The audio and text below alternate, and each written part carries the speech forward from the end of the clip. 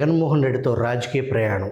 జగన్మోహన్ రెడ్డి గారితో వాస్తవం చెప్పాలంటే రాజశేఖర రెడ్డి గారి మరణం దాకా పరిచయం లేదు.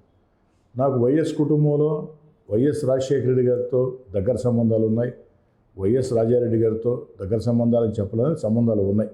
కాంగ్రెస్ పార్టీ వర్గ రాజకీయాల్లో భాగంగా ఆనాడు నేదురుమల్లి జనార్దన్ రెడ్డి గారికి వ్యతిరేకంగా ఈ జిల్లాలో వైఎస్ రాజారెడ్డి గారు విదేశాలు ఇచ్చేస్తే మేము దగ్గరుండి ఆయన వెంట నడిచాం.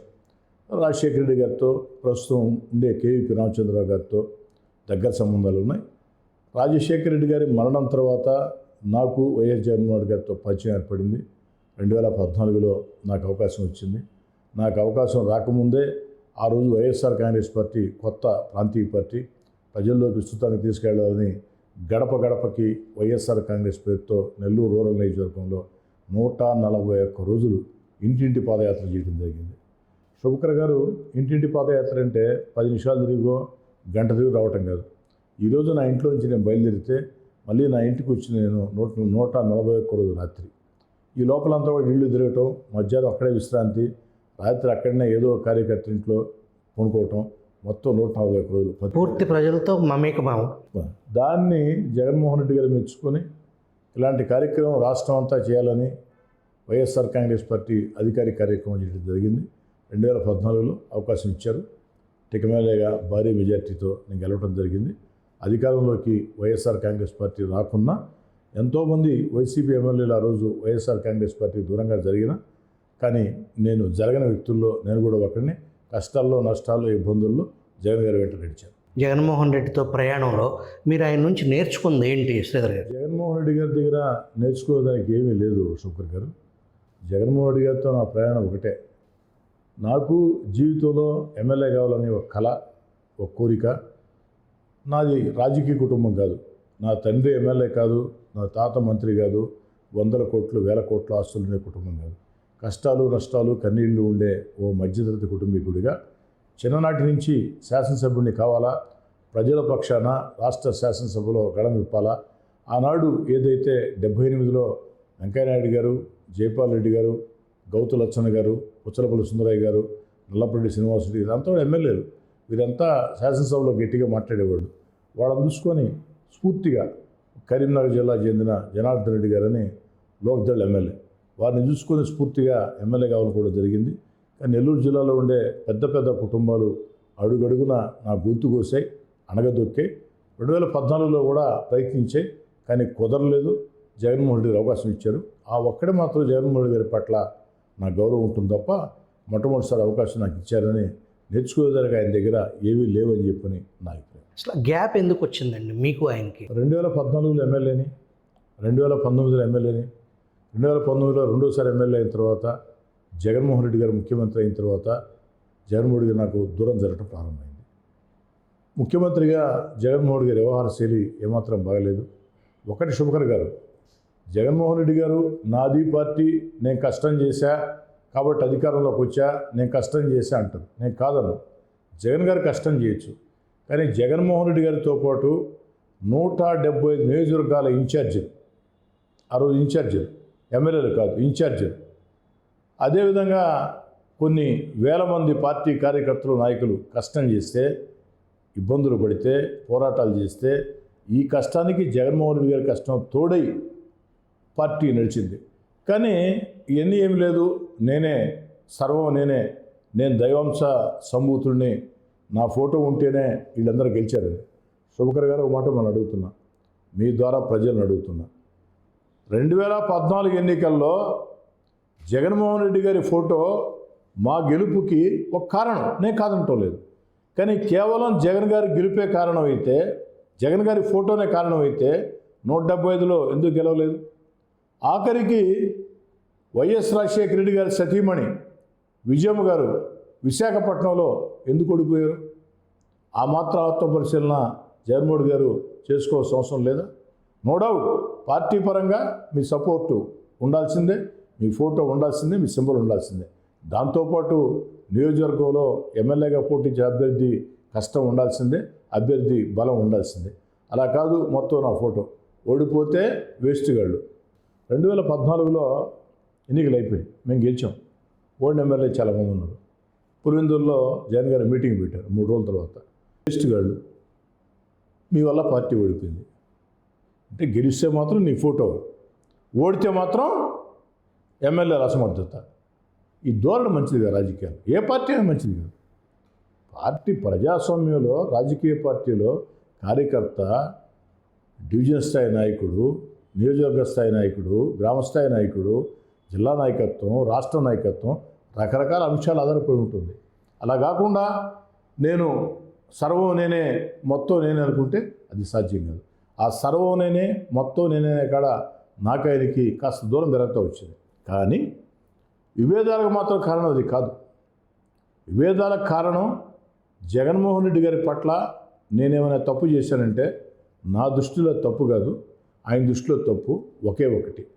ఏమిటంటే అమరావతి ప్రజలు, అమరావతి ఉద్యమకారులు అంతకుముందు ప్రభుత్వంలో అమరావతి రాష్ట్ర రాజధాని అంటే త్యాగాలు చేసిన ప్రజలు, జగన్మోహన్ రెడ్డి గారు ప్రతిపక్ష నేతగా అమరావతి ఏకైక రాజధాని గుర్తిస్తున్నానని చెప్పి అసెంబ్లీ సాక్షిగా చంద్రబాబు నాయుడు గారి నిర్ణయాన్ని గుర్తిస్తానని చెప్పి ఆమోదిస్తున్నానని చెప్పి ఏకగ్రీవ తీర్మానం చేసి ఎన్నికల వేళ అమరావతి రాజధాని ఉంటుంది, నా ఇల్లు కూడా అమరావతిలో నేను కట్టుకున్నా అని చెప్పిన వ్యక్తి ఎన్నికలు పూర్తయిన తర్వాత అమరావతిని 3 ముక్కలు చేసినప్పుడు వాళ్ళు ఈదుల్లోకి వస్తే నెల్లూరులో వాళ్ళు పాదయాత్రకు వెళుతూ ఉంటే నెల్లూరు రూరల్ నియోజకవర్గంలో భారీ వర్షాలతో వరదలతో ఇరుక్కున్నారు. నేను వరద ప్రాంతాల్లో పర్యటిస్తూ వీరుండే ప్రాంతానికి ముందు వెనక స్థానిక గ్రామాలు ఉంటాయి, మధ్యలో వీళ్ళు ఉంటారు. ఆ దారిని వెళుతూ వారిని చూడకుండా, వారి దగ్గర ఆపకుండా వెళ్ళటం సభ్యతా సంస్కారం కాదని ఆగి పరామర్శించా. వారిని ఇక్కడ రాత్రి ఇంకా ఎక్కువ వరద వస్తుందమ్మా, మెయిన్ రోడ్డుకి రండి, మీకు కావాల్సిన ఏర్పాట్లు చేస్తామని చెప్పా. అంతమించి ఒక మాట నేను మాట్లాడాల. వాళ్ళు జై అమరావతి అంటే నాకంటే ముందు ఆ స్థానిక పెద్దలు మీరు అలా మాట్లాడొద్దు, ఆయన ఏదో మంచితనంగా వచ్చాడు, ఆయన ఇబ్బంది పెడితే ఎట్టంటే వాళ్ళకు కూడా చెప్పాను. అమరావతి మీద వైఎస్ఆర్ కాంగ్రెస్ పార్టీ శాసనసభ్యుడిగా పార్టీ నిర్ణయం నా నిర్ణయం అమ్మా, వ్యక్తిగత నిర్ణయాలకి రాజకీయ పార్టీలో అవకాశం ఉండదు, కానీ నేను మానవత్వంతో వచ్చానని చెప్పి అక్కడి నుంచి ఎక్కువ దూరం పెరుగుతూ వచ్చింది. దూరం కాదు, ఒక రకంగా చెప్పాలంటే అక్కడికే జగన్మోహన్ రెడ్డి గారితో నాకు అనుబంధం తగ్గుతూ వచ్చింది. నియోజకవర్గంలో అభివృద్ధి కార్యక్రమాల విషయంలో శాసనసభ్యుడిగా ఒత్తిడి ఎక్కువ ఉంటుంది. శుభకర్ గారు ఒక మాట చెప్తాను, మీరు అర్థం చేసుకోండి. సంక్షేమ కార్యక్రమాలు రాష్ట్రాల నుండి ప్రభుత్వాలు ఇస్తాయి, ఏ ప్రభుత్వం నుండి ఇస్తుంది, ఒకరు ఎక్కువ ఒకరు తక్కువ కావచ్చు. ఆ యొక్క సంక్షేమ కార్యక్రమాలు రాష్ట్ర ప్రభుత్వ గౌరవాన్ని పెంచుతాయి. అదేవిధంగా విధానపర నిర్ణయాలు రాష్ట్ర ప్రభుత్వ గౌరవాన్ని పెంచుతాయి. కానీ స్థానికంగా శాసనసభ్యుడు బలంగా ఉండాలంటే, స్థానికంగా శాసనసభ్యుడు ప్రజల ఆమోదం పొందాలంటే అభివృద్ధి కార్యక్రమాలు ఖచ్చితంగా చేసి తీరాల్సింది. సంక్షేమ కార్యక్రమాలేమో రాష్ట్ర ప్రభుత్వం అకౌంట్లో పడతాయి, నిజాయితీగా మాట్లాడుకుందాం. అభివృద్ధి కార్యక్రమాలు ఏమో జరిగినప్పుడు రాష్ట్ర ప్రభుత్వ అకౌంట్లో పడతాయి. అదే సమయంలో మా ఎమ్మెల్యే ఈ రోడ్డు వేయించాడాయా, మా ఎమ్మెల్యే ఈ కాలువ కట్టించాడాయా, మా ఎమ్మెల్యే ఈ మంచినీటి పైపు వేయించాడాయా, మా ఎమ్మెల్యే ఈ కరెంట్ వేయించాడాయా మా ఎమ్మెల్యే బ్రిడ్జి కట్టించాడాయా అని ఎమ్మెల్యే గౌరవం పెరుగుతాయి. అభివృద్ధి కార్యక్రమాల విషయంలో నిధులు ఇవ్వకుండా పోవటం అనేక సార్లు అవి చెప్పాలంటే ఒక 6 గంటలు పడుతుంది. మీ ఫోన్ ట్యాప్ చేసే పరిస్థితికి వచ్చింది.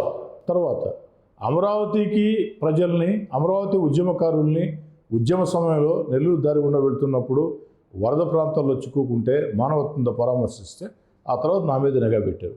ఒక ఐపీఎస్ అధికారి నాకు ఫోన్ చేశాడు. నేను వైసీపీ దూరం 3 నెలల ముందే ఒక యువ ఐపీఎస్ అధికారి, సార్ మీ యువ ఐపీఎస్ సీనియర్ యువ ఐపీఎస్ ఒక ఐపీఎస్ అధికారి ఫోన్ చేశాడు.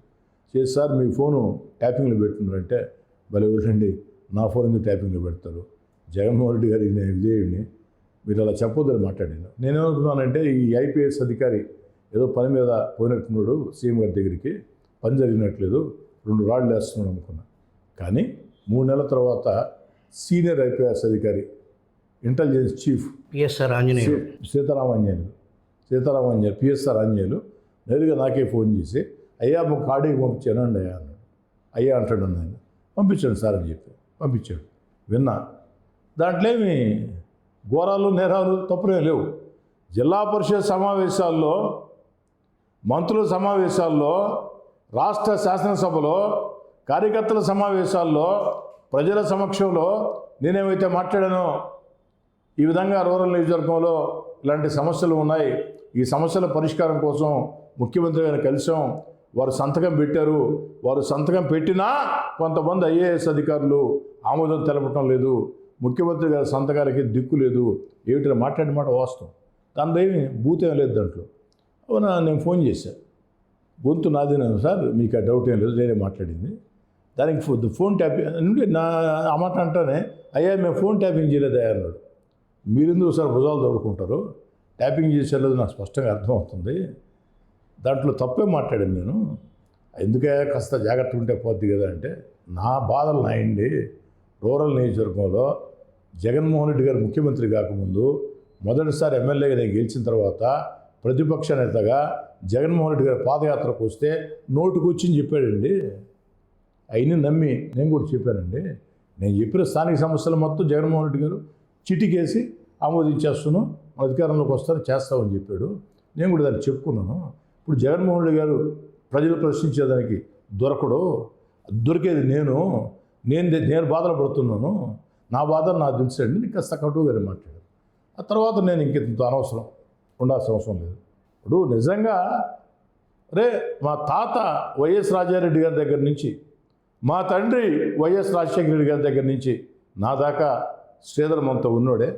ఓదార్పు యాత్ర సమయంలో నెల్లూరు జిల్లాలో ఓదార్పు యాత్ర చేసేదానికి మనిషి కరువైన రోజుల్లో శ్రీధర్ నా కోసం పనిచేశాడే, పెద్ద పెద్ద కుటుంబాలను ఎదుర్కొన్నాడే, కేసులు పెట్టించుకున్నాడే, పోరాటాలు చేశాడే, తెగించి పనిచేశాడే.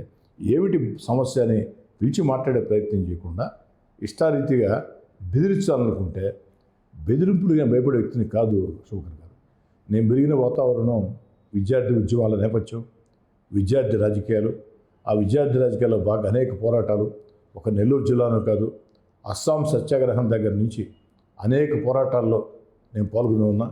కాశ్మీర్లో ఉదంపూర్లో ఏదైతే కాశ్మీర్లో జాతీయ జెండా ఎగరేయాలని చెప్పని ఆ పోరాటాలు ఉదంపూర్ హాస్టల్ దగ్గర నుంచి అనేటిలో పాల్గొని ఉన్నా. హై స్కూల్లో చెప్పాను, మీ 8th క్లాస్లోనే పోలీస్ లాకప్లు చూశానని, ఘర్షణలు చూశా, కేసులు ఎదుర్కొన్నా. అలాంటి భయపెడితే భయపడేవాడిని కాదు, భయపెట్టాలని చూశాడు, నిర్ణయం తీసుకున్నా. జగన్మోహన్ రెడ్డి భయపెట్టాలని చూస్తున్నాడు. రఘురామకృష్ణరాజు గారు వివేదిస్తే వారిని ఏ విధంగా వేధించారు అందరు చూశారు. అంటే భయపెట్టి రాజకీయాలు అనుకుంటావా? భయపెట్టేదానికి అందరూ భయపడరు. భయపడిన వ్యక్తులు, భయపెట్టాలనుకున్న వ్యక్తులకి భయాన్ని పరిచయం చేసే వ్యక్తులు కూడా చాలామంది ఉంటారు. కాబట్టి పోరాడదాం, తెగించి పోరాడదాం. జగన్మోహన్ రెడ్డి గారు అంటే భయం లేకుండా చేద్దాం అన్నదాంతో ఆ పోరాటం ప్రారంభించాం. మీ ఇద్దరి